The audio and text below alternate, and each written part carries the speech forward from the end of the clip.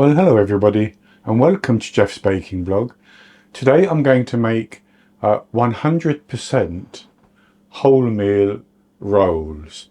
So very often wholemeal bread or whole wheat bread is made with a combination of wholemeal flour and just white bread flour. But in this instance I'm going to use 100% wholemeal flour, which is going to give a denser roll, but in my opinion, an even more flavoursome roll. I do enjoy wholemeal bread that has white bread flour in it, but I actually do prefer this 100% version. It makes, for me, a nicer sandwich and a nicer roll. So I'm going to make 8 rolls, but you could use the same recipe to make one loaf in a 9 by 5 inch 23 by 13 centimetre loaf tin if you wanted to. So I'll go on to the ingredients, and for this I have 480 grams, which is 3 cups plus 3 tablespoons of wholemeal or whole wheat flour. Obviously that's the flour that has none of the wheat germ or the bran taken out of it. And my flour is 14% protein. And the higher the protein you can get your flour for this type of loaf in particular, the better it's going to be, I think. And I have 240 millilitres of lukewarm water, which at the moment is about 42 degrees Celsius, which is about 108, 109 Fahrenheit. I have 30 millilitres, 2 tablespoons of vegetable oil, 45 millilitres, 3 tablespoons of milk. I'm using semi-skimmed milk. I have 40 grams, which is 2 tablespoons of golden syrup, which is going to act as a feeding agent for the yeast, but also golden syrup has a lovely flavour, but you could use honey if you wanted to. I have 9 grams, 1.5 teaspoons of salt, and I have 10 grams, which is 3.25 teaspoons of instant yeast. So that's all the ingredients, and we simply need to make our dough.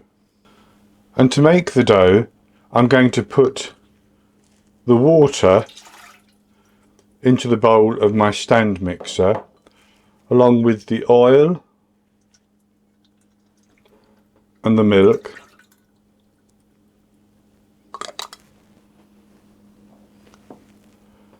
and the yeast and the golden syrup,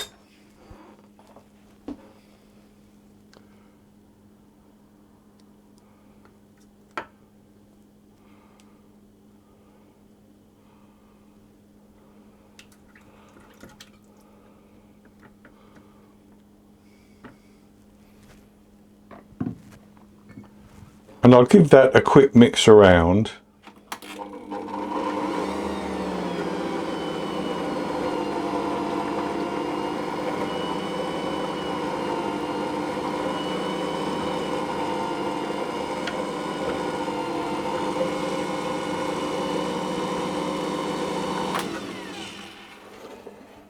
And then I'm going to add in most of my flour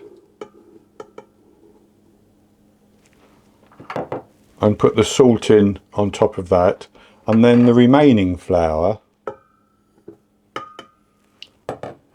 and I'm going to mix that on a low speed until it becomes a shaggy dough.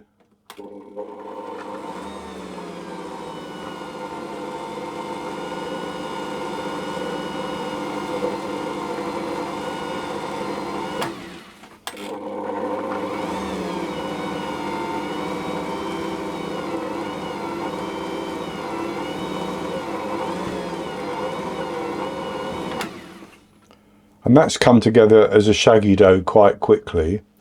So I'm now going to turn the speed up, and I'm going to knead that until I have a nice tight dough ball which is quite smooth. It won't be entirely smooth because of the texture of the flour. and I will tell you how long that takes once I've kneaded it.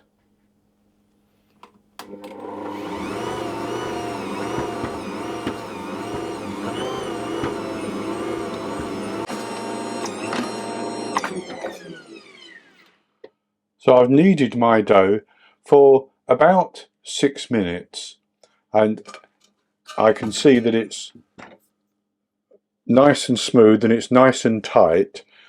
So I could leave that in this bowl and cover it up and allow it to proof, but I'm actually going to put it into a greased bowl so that I can put it into a nice warm place for it to rise. So there's my dough ball. I'm just going to form that into a ball, and I'm going to put it top sides down first of all into my greased bowl and just run it around and then turn it over like that. And I'm going to cover that with some plastic wrap.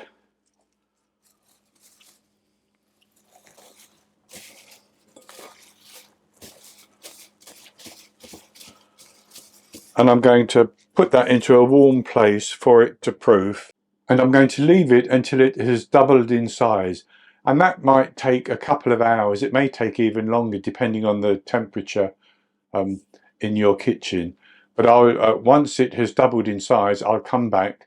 We'll go on to the next step, which is simply to divide it into 8 pieces and shape into balls for a second rise. It's been 2 hours, and as you can see, my dough has doubled in size. So I'm going to tip that out onto my work surface.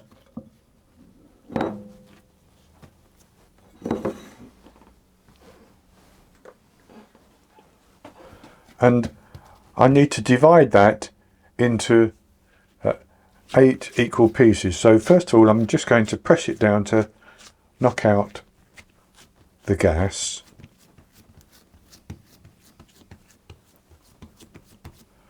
And then I'm going to divide that into 8.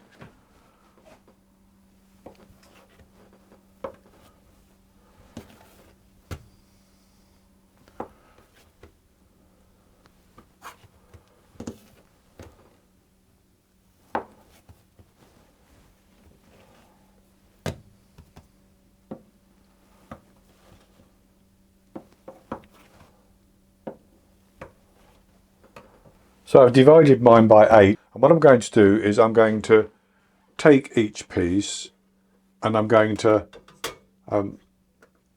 form it into a ball. So I'll flatten it out and then just gather it up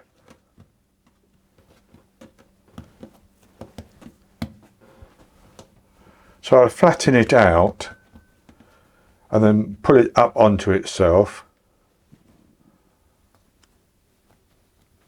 like that, and then turn it around in my hand to form it into a ball, and I'll pinch the underside together, and then I'll put that onto a lined baking tray.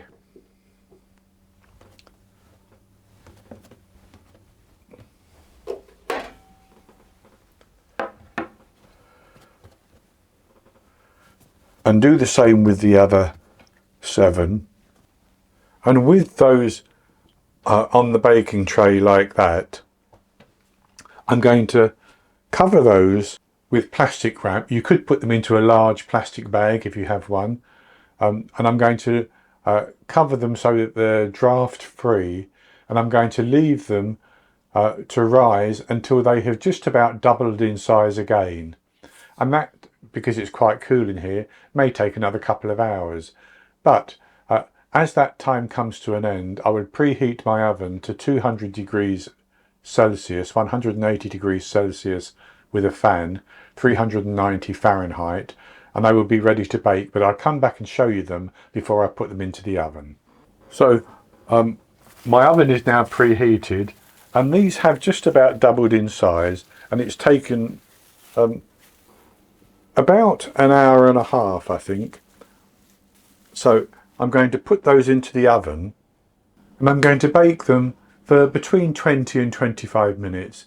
They should rise up, bake all the way through. Then I'll take them out of the oven and put them onto a wire rack and allow them to cool. And once they've cooled down, I'll come back and show you the results. I baked the 100% wholemeal rolls for 20 minutes and I tested the internal temperature. They'd risen up quite nicely and the internal temperature indicated that they were done. So I've taken them out and put them onto a wire rack.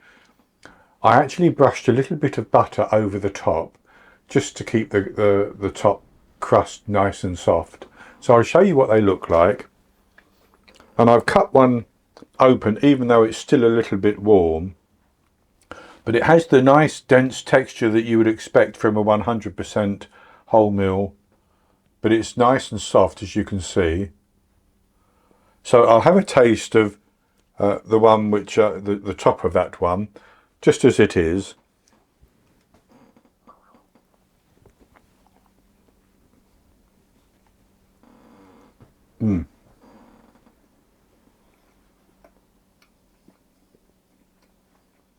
It has a lovely texture, a lovely nutty flavour that you get with wholemeal bread.